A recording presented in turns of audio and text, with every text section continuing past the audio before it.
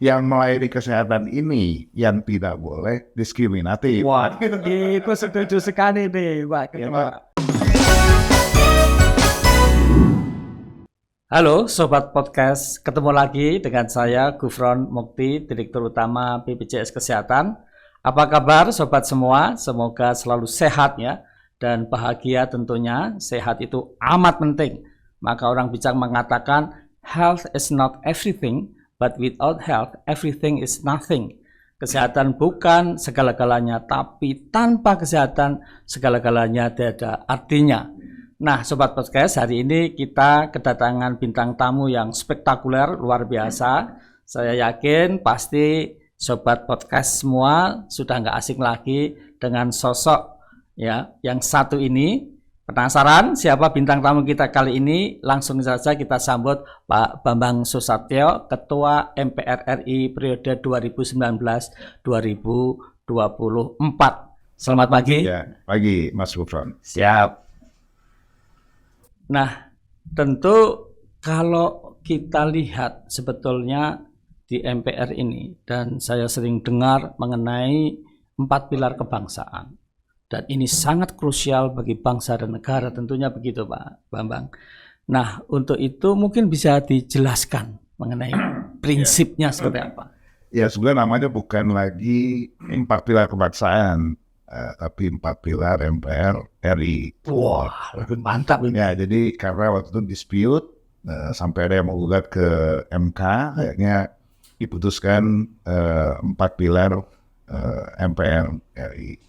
Mengapa sosialisasi 4 pilar ini penting? Ya karena memang kita melihat pasca reformasi sejak BP7 dibubarkan, terus pendidikan moral Pancasila atau P4 itu dihapuskan dari sekolah-sekolah dan mulai SD, SMP, perguruan tinggi, maka kita lihat terjadilah pergeseran moral dan demoralisasi bagi generasi muda kita karena tidak lagi diajari oleh bagaimana mereka mempertebal nilai kebangsaannya ya, dari mulai sila pertama ketuhanan yang Maha Esa sampai keadilan sosial bagi seluruh rakyat Indonesia. Nah, ini kaitannya sangat erat dengan BPJS karena sesuai dengan Undang-Undang Dasar pasal 28H itu bahwa kesehatan adalah jamin negara. Negara sedang jamin kesehatan masyarakat. Itulah sebabnya maka ketika kita COVID kemarin,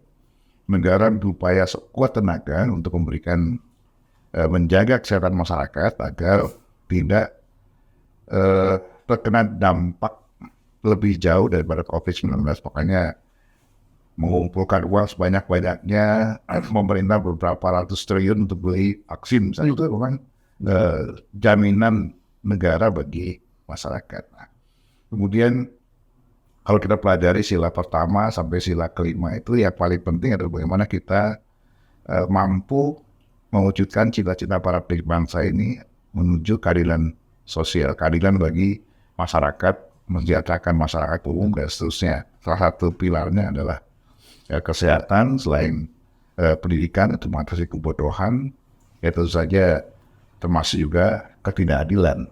Nah, kita ini termasuk juga terhadap tidak boleh ada diskriminasi bagi masyarakat untuk dilayani kesehatannya oleh negara, dalam hal ini pemerintah. Nah, 4 pilar ini pertama adalah Pancasila, sosialisasi terhadap Pancasila. Yang kedua tentang NKRI, bagaimana kita memberikan pemahaman terhadap anak-anak kita ini agar pentingnya menjaga NKRI. Yang ketiga, pentingnya menjaga kebinekaan. Nah, itu. Jadi kalau apa sih 4 pilar? Itu ingat aja PBNU, P-nya Pancasila, B-nya Bhinneka Tunggal Ika, N-nya NKRI, U-nya Undang-Undang Dasar. Nah, Undang-Undang Dasar itu penting juga mereka pahami, atau orang muda ini pahami, agar mereka tahu hak-haknya. Betul, luar biasa ini. Dengan 4 pilar MPR RI, ini luar biasa. Nah, tentu dari yang pertama tadi mengenai Pancasila, itu nilai inklusifnya adalah tentunya gotong royong. Ya. Kenapa? Karena ya kalau ketuhanan pasti ini juga bagian dari ibadah, kemudian manusia, kemanusiaan kita semua juga bergotong royong antar manusia, dan pasti bisa bergotong royong kalau bersatu, jadi kesatuan, persatuan, dan kemudian juga untuk memutuskan keputusan dengan musyawarah dan akhirnya menuju ke keadilan tadi yang ditekankan. Jadi keadilan sosial bagi seluruh rakyat Indonesia. Nah, ini Pak Bambang, apa namanya, bahwa mungkin ya gotong royong yang nilai inklusif seperti itu di dalam Pancasila ini bisa nggak kita cari selain program jaminan sosial yang bisa diikuti ratusan juta penduduk Indonesia bergotong royong. Kalau gotong royong bikin rumah biasalah, cuman berapa orang atau yang lain. Nah, kira-kira apa ada ini? Dan ini kalau menurut kami ini betul-betul implementasi nilai gotong royong itu ya di dalam program jaminan sosial ini tadi. Ya, kalau kita bicara jaminan sosial kan antara lain adalah jaminan kesehatan, selain jaminan pendidikan, kemudian jaminan keselamatan dan lain-lain. Tapi yang penting ketika kita bicara jaminan kesehatan, nah kalau kita kaitkan dengan nilai kegotong royongan, ya menurut saya sekarang ini penyelenggara negara atau penyelenggara satu negara itu kan saling menopang antara yang mampu dan tidak mampu. Yang mampu memberikan bantuan kepada yang tidak mampu dalam bentuk pajak misalnya selama ini. Nah, saya mendengar juga informasi bahwa BPJS Kesehatan ini sudah luar biasa dibandingkan dengan negara lain dalam waktu dewasa 10 tahun ya sudah mampu menyandarkan masyarakat menjadi ya peserta BPJS Kesehatan ini sudah lebih dari 254 juta. Jadi sudah lebih dari 92% dari jumlah penduduk kita yang 270-an juta. Jadi luar biasa sebetulnya. Artinya pemahaman, sosialisasi atau kesadaran masyarakat untuk menjadi peserta BPJS Kesehatan itu sudah besar. Nah, tinggal bagaimana sekarang yang melayani kesehatan ini yang tidak boleh diskriminatif. Wah, itu setuju sekali nih, Pak. Karena saya juga masih mendengar informasi masih ada beberapa rumah sakit yang kadang menolak atau mengabaikan atau bisa mintakan masalah BPJS Kesehatan ini ketika dia ingin minta pelayanan kesehatan gitu kepada rumah sakit ini. Nah, ini juga menurut saya penting bagi penegak hukum ya. Kalau ada rumah sakit yang melakukan hal yang seperti itu udah pidana berat karena mengabaikan perintah negara, mengabaikan undang-undang dasar, mengabaikan konstitusi. Karena negara menjamin hak-hak kesehatan masyarakat. Apalagi ini adalah peserta BPJS. Jadi kami ingin menekankan lagi rumah sakit dan fasilitas kesehatan serta kolega tenaga medis semua tidak boleh mendiskriminasi. Itu bisa ini.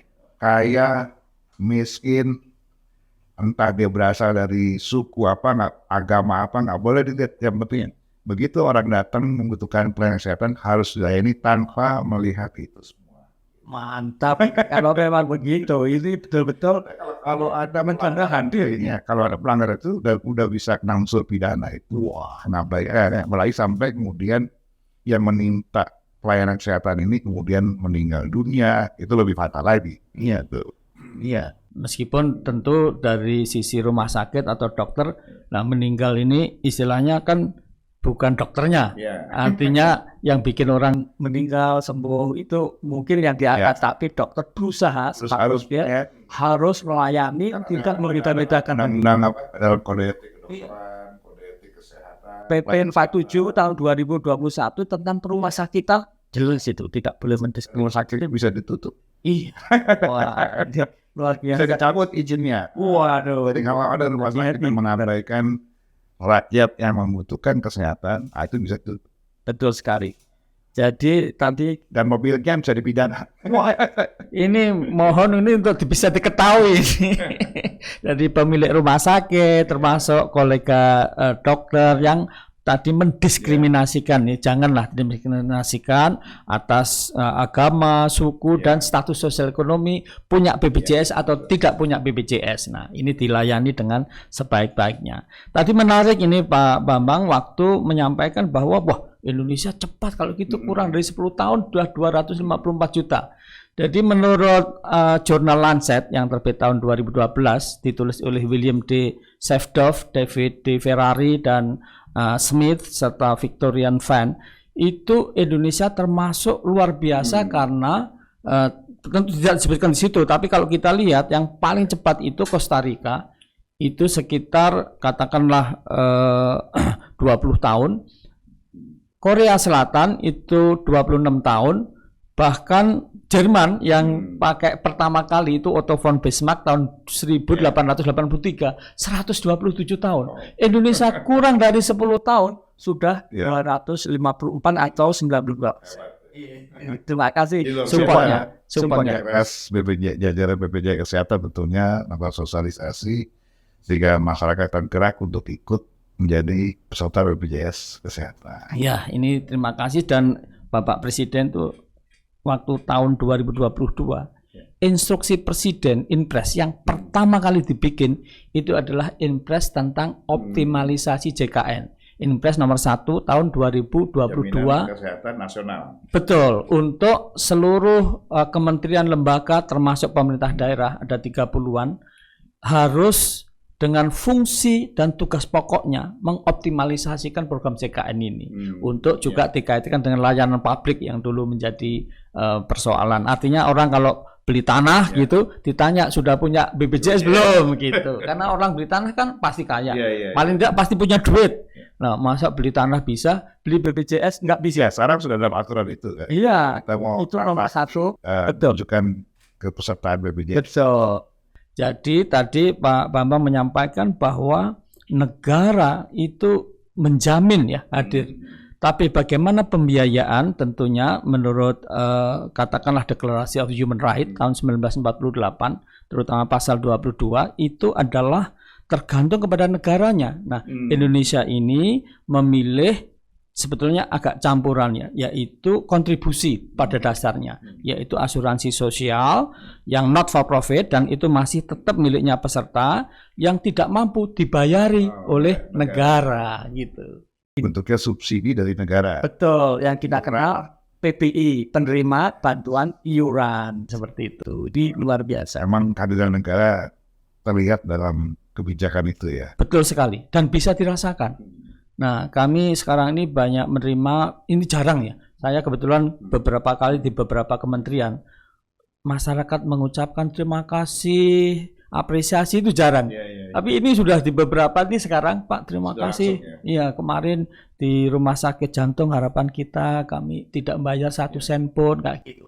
Ini luar biasa. Ya, memang perlu sosialisasi lebih gencar lagi agar masyarakat sadar bahwa mereka memiliki hak hidup yang layak, hak mendapat kesehatan yang baik oleh negara dan dilayani oleh unit-unit yang ada di bawah pemerintahan yang hari ini diberikan kepercayaan oleh negara untuk pemerintah untuk melakukan penyelenggaraan negara.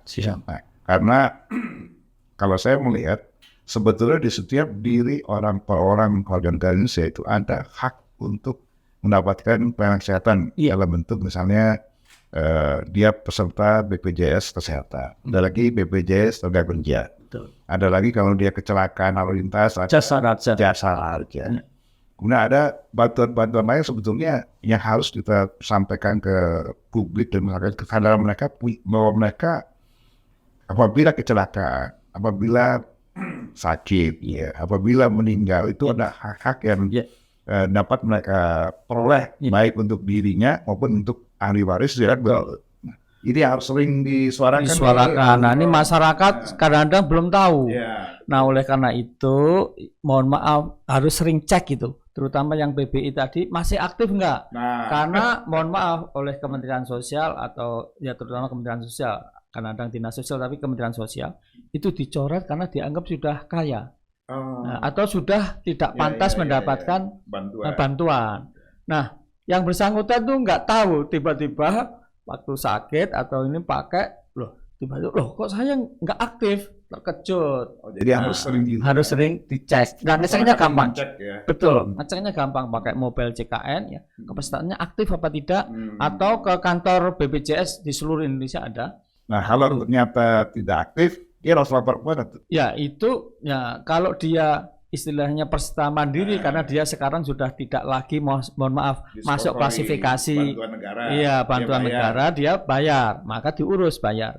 Tapi kalau dia merasa oh saya masih tetap nggak mampu loh tiba-tiba nggak aktif urus di kantor bukan di dinas sosial. Oh, dinas Ya, sosial. jadi dalam hal ini BPJS itu adalah pengguna. Tapi penentu dia itu pantas dapat bantuan sosial apa tidak, ini adalah Kementerian Sosial di daerah namanya Dinas Sosial. Baru kemudian dinas sosial memutuskan apakah ini dia bersangkutan berhak Ya, dia koordinasi dengan Kementerian Sosial. subsidi Iya, iuran betul. atau bisa bayar sendiri kayak. Betul. Bayar berapa sih sebetulnya sebulan? Oh, murah sekali, 35.000. 30.000 Iya, sebulan. yang dibayar oleh peserta dan pemerintah ngasih subsidi 7.000 untuk yang kelas 3. dirinya atau setelah itu dengan keluarganya? Itu sendiri, Oh, untuk sendiri. sendiri. Jadi kalau 5 anggota, kalau ini bayar sendiri, ya tentu menjadi kali 5. Tetapi kalau dia itu katakanlah pekerja, itu hanya bayar 1%, 4% diberi oleh pemberi kerja Oh, dari gajinya dari gajinya. atau honornya? Honornya dia hanya 1%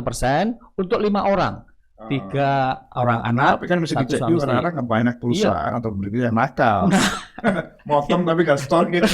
Itu kadang-kadang gitu ya. Tapi sekarang udah mulai Sebenarnya sedikit. mereka dapat haknya berapa? Kalau dia sakit, dia ke rumah sakit, Intinya pertama pasti gratis. betul. Nah, kalau Dan dia harus nginap gimana? nginep dijamin, bahkan Ah. penyakit jantung dijamin, bahkan tidak ada policy, wah ini peserta BPJS haknya hanya 3 hari, tidak ada itu. Oh, sampai sembuh. Iya, pokoknya sampai terkendali, karena kalau sembuh itu ya karena ada yang ngatur ini. Berarti maksudnya bisa rawat Terkendali, rawat iya. pulang. Ya bisa pulang, sudah pantas pulang lah kayak gitu. Karena ada penyakit-penyakit yang tidak bisa sembuh. Sakit jantung kan mahal tuh gimana cover? Wah, Ini itu- bayarnya cuma 35.000 Ribu rupiah, sebulan. Terus iya. dari mana uangnya? Nah itu dari yang sehat. Oh. Maka inilah konsep gotong royong yang sehat itu membantu, subsidi. betul, saling membantu gitu sehingga mohon maaf ini beberapa hari termasuk hari ini ada masuk di operasi jantung untuk habisnya mohon maaf minimum puluhan juta minimum tapi ratusan juta ya tergantung berapa Kalau stem cancer juga termasuk ya? termasuk Kalau pokoknya cancer semua. bisa ratusan juta miliaran juga tuh ya? Oh, bisa tergantung ya. Tetapi intinya sepanjang ada indikasi medis. Iya, iya. Nah, siapa yang menentukan ini indikasi medis atau enggak ada indikasi? Ya rumah sakit atau dokternya, gitu. Tadi kalau ngarat, bagus juga nih. Jadi betul. sebenarnya buat yang sehat, ya Ya. terus bayar iuran. Ya. Ini kan amal ibadah dia, Wah, membantu luar saudara-saudara biasa. dia yang kebetulan sakit biaya berbiaya tinggi, dia yang cover duluan kan Ya, begitu. betul. Jadi jangan sampai, wah saya nggak pernah sakit, saya nggak perlu ikut gitu. Jangan sampai seperti itu karena dia Anggap itu amal ibadah. amal ibadah dan membantu gotong royong tadi sesama warga bangsa yang memang nilai-nilai Pancasila tadi kita bergotong royong. Ya, itu salah satu cara kita melakukan implementasi daripada nilai Pancasila ya. Ini Betul. royongan ya. Iya, kan dari bagian dari 4 pilar MPRRI tadi kan di situ. Ini Jangan implementasi dia. Makanya apa yang negara berikan ke kamu, Iya. tapi apa Apa yang yang kamu kau berikan bagi negara. Itu Mantap. itu. iuran itulah Betul. kontribusi dia terhadap negara ya. Iya, dan nyata loh ini, nyata karena itu dirasakan oleh seluruh masyarakat Indonesia ya. Sekarang belum seluruh tapi hampir seluruh. Ya, ya. Maka RBCMN kita menargetkan tahun 2024 itu minimum sudah 98%. Kami kemarin di Jawa Timur dengan pimpinan daerah yang itu sudah ketemu targetnya 2023 itu bisa universal health coverage artinya minimum 95%, tahun 2024 bisa 98%. Nah, ini menarik nih. Itu kan jaminan atau janjian mendasar. Betul. Ya. Hak dasar. Kebutuhan mendasar Hak dasar. dasar warga negara kan gitu. Kan musuh kita 3 selama ini. Iya. Kebodohan, Iya. kemudian kemiskinan, Iya. itu di bawah turunannya adalah kesehatan dan sebagainya, sama ketidakadilan. Nah, ini juga turunannya sampai diskriminasi itu. Nah, kalau tiga bisa diatasi, maka tujuan kita bernegara sebagaimana dicita-citakan para pemimpin bangsa yang tercapai, itu kesejahteraan umum. Iya. Baik, terima kasih. Ini luar biasa. Kalau boleh saya tanya agak pribadi ya. Boleh nggak? Ini saya dengar-dengar, tapi benar apa tidak saya nggak tahu. Pak Bambang ini pernah jadi wartawan ya, bahkan ya bisnis usaha kecil-kecilan sampai ya gitu gimana ini yang benar? Ya, dalam perjalanan hidup seseorang pasti akan penuh warna dan tidak ada yang sama.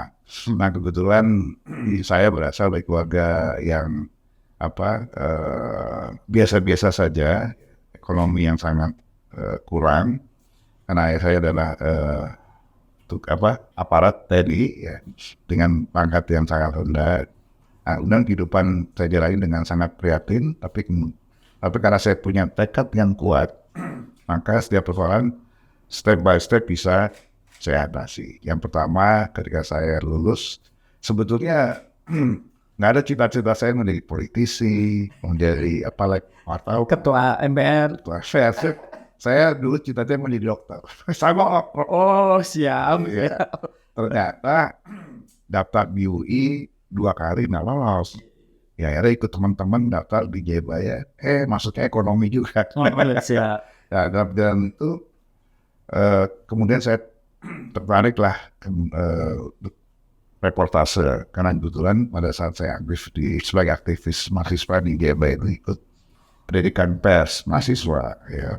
Gurunya antara masih hidup, bisa Pandangan Ababan, dan lain-lain. Dan disitulah kemudian saya mendapatkan penugasan lapangan, wawancara segala macam. Akhirnya keenakan, karena begitu kirim tulisan dapat duit. Nah akhirnya jadilah wartawan. Nah ternyata pilihan saya ini tepat, karena dengan saya menyandang profesi wartawan, saya punya kesempatan bertemu siapa aja, dari mulai yang paling bawah tukang sapu sampai presiden. Nah, Sampai ketua MPR.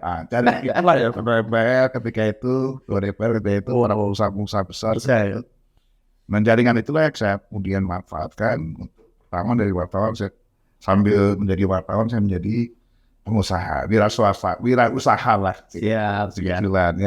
Saya mencari di mana orang menjual murah, lalu saya beli, dan saya bisa menjualnya ke daerah yang orang mau beli lebih mahal sedikit sehingga saya dapat keuntungan. Iya. Nah, saya ngambil buah-buahan, ngambil sayur-sayuran, telur di daerah Bekasi sana itu masih jelek zaman. Iya.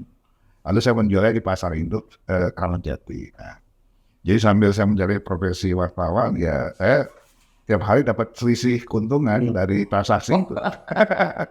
Ya kemudian waktu pun berjalan dengan semakin banyaknya jaringan teman, akhirnya saya masuk di Partai Golkar. Ya, setelah saya belajar jadi politisi. Jadi orang kadang-kadang melihat enaknya ya sekarang, ketua MPR. Mereka nggak tahu bagaimana saya merintis dengan darah dan air mata nih awalnya. Saya 4 kali nyalon, baru yang ke-5 jadi anggota. Luar biasa. Jadi perjalanan panjang. Dan artinya betul-betul bisa merasakan rakyat kecil dan suara rakyat itu seperti apa, bisa merasakan betul. Tahu dan paham betul suara-suara di bawah itu.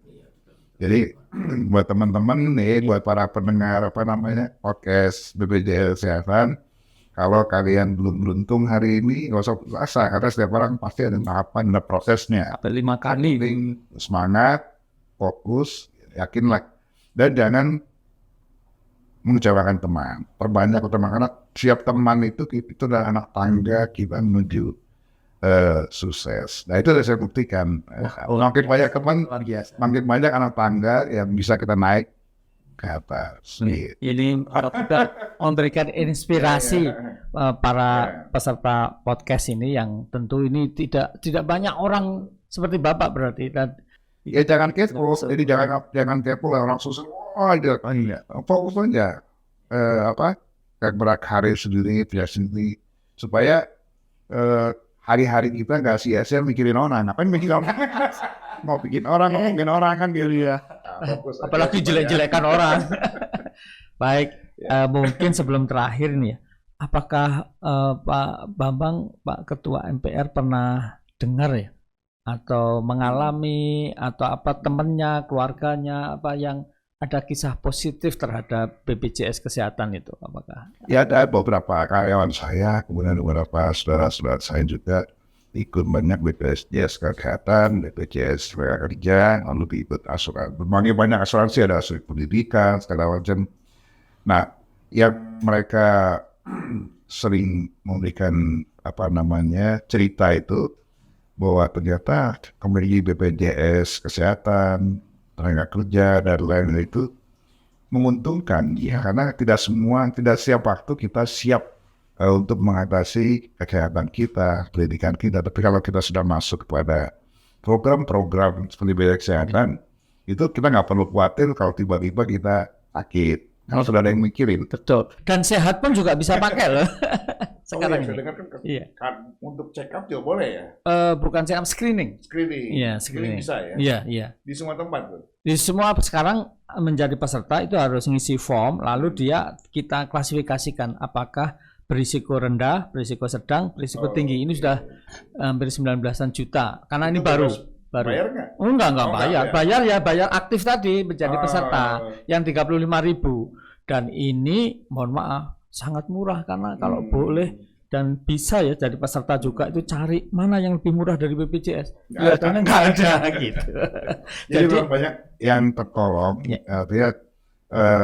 artinya mendapatkan jalan keluar ketika dalam keadaan sulit, kesehatan terganggu, sudah ada yang mikirin. Kalau dulu waktu saya di Jogja tuh ada buku orang miskin dilarang sakit gitu. Kalau sekarang enggak lah. Itu kan anomali yang karena nggak ada kesadaran bagi masyarakat untuk memikirkan kesehatan dari biaya yang murah ya, dengan 35.000, tapi dia tidak perlu pusing dia dan keluarganya ketika mendapatkan misalnya cobaan kesehatan yang memburuk. Sudah ada yang jamin dan sudah ada yang memikir. Asal mengikuti prosedur dan ada indikasi medis, itu artinya dia tidak mendikte dokternya. Kalau mendikte dokternya, dok saya ini perlu CT scan, harus di CT scan 10 kali. Nah, itu nggak bisa kalau seperti itu. Tadi dokternya menentukan apapun penyakitnya asal sepanjang ada indikasi medis bisa. Terakhir ini Pak Bambang, mengenai kira-kira ya, karena perjalanan dari BPJS yang sekarang ini luar biasa, banyak tertarik, banyak negara datang ke sini untuk nanya gimana, ya studi banding ya. Nah, mungkin ada satu saran ataupun advice Bapak pada seluruh pemangku kepentingan dan juga masyarakat nih untuk bagaimana kaitannya dengan BPJS atau Jaminan Kesehatan Nasional. Ya, pertama tentu kepada pemerintah sendiri harus konsisten mendorong program ini untuk sebesar-besarnya kesejahteraan masyarakat, untuk sebesar-besarnya menjaga kesehatan masyarakat sesuai dengan perintah konstitusi kita, perintah undang-undang dasar kita. Yang kedua, pihak-pihak terkait, misalnya pelayanan kesehatan, rumah sakit, dokter, segala macam itu, harus sadar bahwa mereka punya tanggung jawab sebagai orang yang diberikan keberuntungan lebih daripada saudara-saudara yang lain, jadi dokter, punya rumah sakit, kemudian juga pelayanan kesehatan dan lain-lain, itu adalah karena kebaikan negara memberikan kesempatan beliau ini untuk membangun usaha menjadi dokter di negara ini. Nah, tugas mereka adalah memberikan pelayanan kepada masyarakat yang tidak mampu, yang menjadi peserta BPJS Kesehatan ini, agar mendapatkan hak-hak dasarnya sebagai warga negara. Nah, kalau ini mereka abaikan, ada pidana yang menunggu mereka. Jadi tidak boleh diskriminasi nih. Ujung-ujungnya nggak boleh diskriminasi. Ya. Jangan hanya orang kaya saja yang mampu bayar mahal layani kan gitu. Jadi kadang-kadang saya suka kesal juga lihat rumah sakit sebelum dilayani dilihat dulu berapa gajinya, dia statusnya apa. Gitu. Begitu dia peserta BPJS, kesana. Itu dulu sekarang banyak rumah sakit sudah bagus, sudah mulai ini ya, kita bersyukur. Saya juga pada masyarakat, kalau ada rumah sakit yang melakukan diskriminasi, laporkan, catat nama dokternya dan nama rumah sakitnya. Siap. Karena itu kan berhadapan dengan penegak hukum. Baik, para podcast semua, ini sangat seru bincang-bincang kita ya dengan narasumber yang luar biasa, istimewa, dan memberikan inspirasi dari Pak Bambang, Pak Ketua MPR yang luar biasa, bahwa kita semua tidak boleh putus asa. Dan tadi disampaikan oleh Pak Bambang, waktu daftar dulu, waktu jadi calon legislatif itu sampai 5 kali kalau nggak salah baru masuk. Ini kita harus sangat semangat. Dan yang menarik tadi bahwa siapapun ya, untuk kita bersama-sama saling gotong royong menolong gitu, termasuk para pemilik rumah sakit, tenaga medis ya, untuk tidak membeda-bedakan, tidak mendiskriminasi peserta CKN. Saya kira ini luar biasa, dan jangan lupa tetap jaga kesehatan diri, keluarga, karena sehat itu mahal. Kalau sakit, tenang ya, ada BPJS. Meskipun demikian, sehat pun sekarang boleh pakai BPJS kesehatan. Dan kemudian jangan lupa ya, ada like, subscribe, dan share video ini di semua media sosial. Saya Gufron Mukti, see you next time. Terima kasih.